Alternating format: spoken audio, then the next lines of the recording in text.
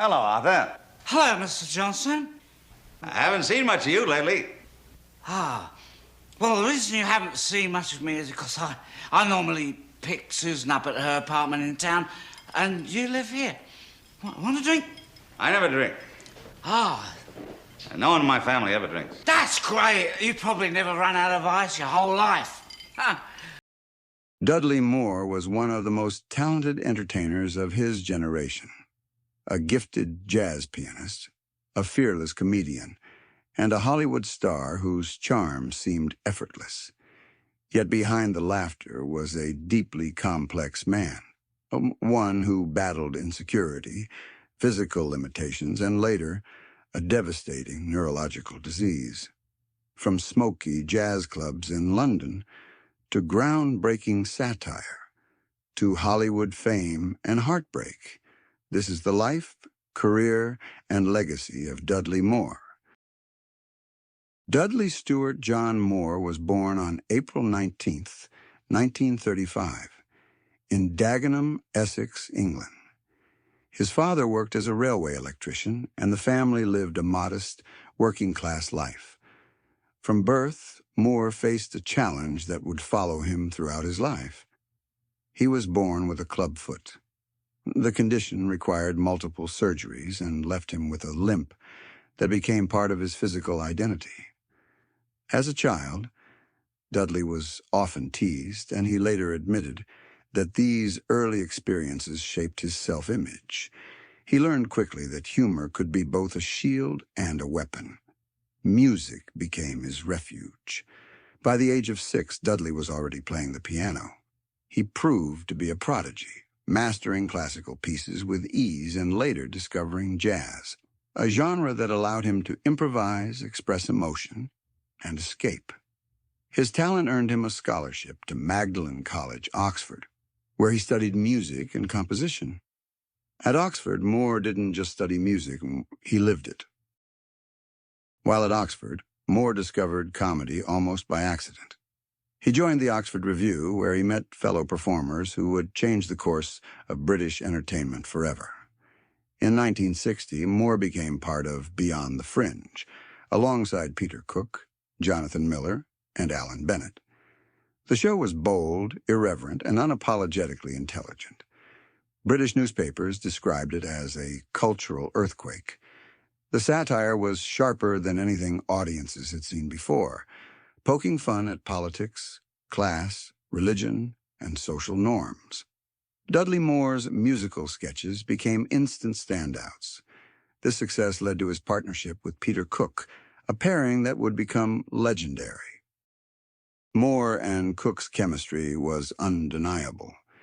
Their BBC television series not only, but also, blended surreal humor with biting satire. Moore often played the submissive foil to Cook's domineering characters, a dynamic that mirrored Moore's real-life insecurities. Despite the laughter, Moore sometimes felt overshadowed by Cook's towering personality. Still, the duo became one of the most influential comedy teams in British history. During this period, Moore also continued performing as a jazz pianist, playing late-night gigs after filming comedy shows, a testament to his relentless work ethic and passion for music. Yeah, I understand that the BBC have brought out the best of what's left of Not Only But Also. Yeah. Do you think we can get this in, this bit? What, this bit of footage? Yeah. Well, I suppose it's a bit late to try and Get it cram it into the actual video, but Yeah. I think at least it's value for money. Yeah, it certainly for the is. punter. Give them a bit of the original film stuck in there. Right. And it will close, won't it? Oh, yeah. Yeah, it'll close. There. Yeah. Available now at your local video place. Before Hollywood ever called, Dudley Moore considered himself a musician first, not an actor. He toured with his jazz trio, recorded multiple albums, and earned praise from serious jazz critics who recognized his technical brilliance. Moore could effortlessly shift from classical Bach to swinging jazz improvisations, something few musicians could do at his level. Music wasn't just a skill. It was how Dudley made sense of the world. Yet, as his comedy fame grew, Hollywood began to take notice. In the late 1970s, Dudley Moore relocated to California. His big break came in 1979 when director Blake Edwards cast him in the romantic comedy 10. The film was a massive hit. Audiences were drawn to Moore's awkward charm and self-deprecating humor. Overnight, he became an unlikely Hollywood leading man. But nothing prepared audiences for what came next. In 1981, Moore starred in Arthur, playing Arthur Bach, a wealthy, alcoholic man-child struggling to find meaning and love. The role was both hilarious and heartbreaking, and eerily close to Moore's own inner struggles. His performance earned him an Academy Award nomination, and Arthur became one of the most beloved comedies of the era. Newspapers praised Moore for blending comedy with vulnerability, something few actors could do so naturally. But behind the scenes, fame came at a cost.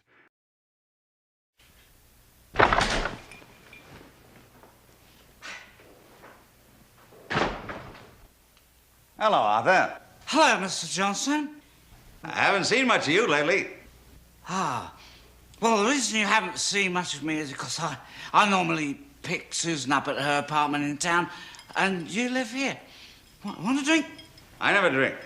And no one in my family ever drinks. That's great. You probably never run out of ice your whole life. I don't drink because drinking affects your decision-making. You may be right. I can't decide. It's just a little humour. Where's the rest of this mousse? Arthur, I think it's time we got to know one another. I do too. That's why I had you come over today. This is a tough room. I don't have to tell you that. You must have hated this mousse. Why don't you forget the moose for a moment? Right. Despite his success, Dudley Moore's personal life was turbulent. He married 4 times and struggled with long-term relationships. Friends noted that Moore often felt unworthy of love, a belief rooted in childhood trauma and lifelong insecurity. Alcohol became both a social crutch and a coping mechanism, mirroring the very character that made him famous. As his film career continued, his confidence quietly eroded. By the late 1980s and early 1990s, Moore's film roles became less successful. Audiences noticed subtle changes: slurred speech, coordination issues, memory lapses. In 1999, Moore was diagnosed with progressive supranuclear palsy, a rare and devastating neurological disorder. The disease slowly robbed him of speech, movement, and independence. Dudley Moore spent his final years largely out of the public eye. In 2001, he was awarded an honorary CBE, making his final public appearance.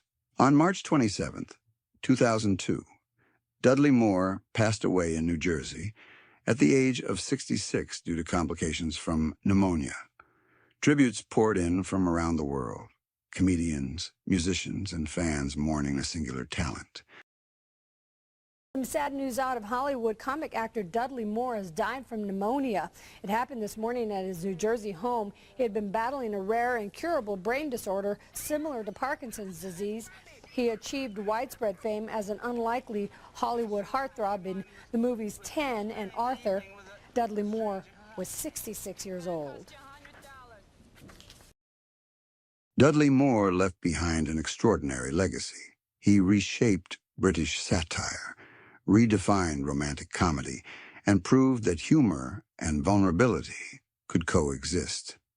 But perhaps his greatest gift was reminding audiences that even the funniest people carry hidden pain, and that laughter can be both joy and survival. Dudley Moore made the world laugh, but he also made it feel.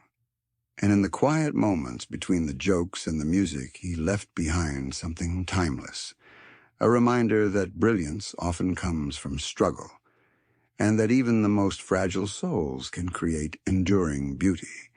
This is Tales from the Tombs N.J. Thank you for watching, and please look at some of the other videos we have made. Please like and subscribe.